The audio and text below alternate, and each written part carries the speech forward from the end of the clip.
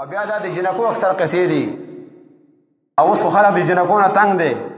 لمبه تاسو کتل دي هغه ماشوم میاوالي کې پیدا شله اولنۍ ماشومه مخکې جات کوم نو اولنۍ ماشومه پیدا شله د 2 ورځو هغه من پلار ډزې کړي دي 15 ډزې پکړي دي هغه وجل داسې پلار به څنګه پلار وي او دا څنګه زړونه دي دننه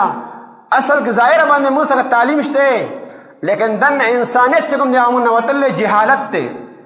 هغه جاهلانو مثلا ژوندۍ خخورې موږ په خپل ماشوم باندې د 2 ورځو د 6 ورځو ماشوم باندې ته 15 ډزې کوه هغه ختموه داسې چې چا زړه داسې غواړي معلومیږي دا چې ثم قست قلوبکم من بعد ذلك فهي كالحجاره هغه زړونه چې کوم دی هغه انتهایي سخت شوي دي اوس هېڅ شی په هغې باندې اثر نه کوي کنه حیوانات ته ګورې هغه خپل ماشوم باندې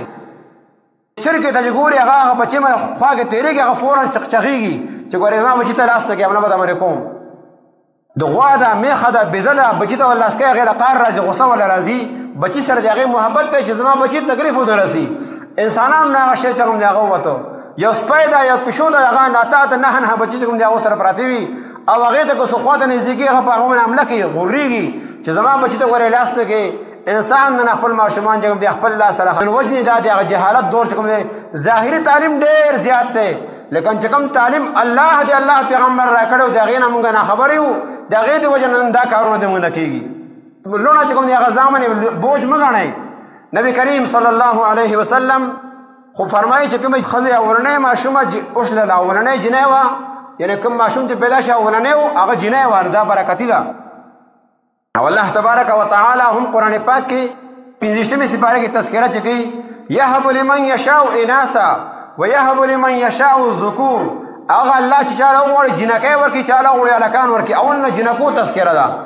دې نه دا ثابتېږي حدیث پاک کې چې کوم دا راغلی ده چې کومې مور کومې ښځې اولنۍ بچی جنۍ وشي هغه برکتي ده او پلار یې پاسې هغه وژني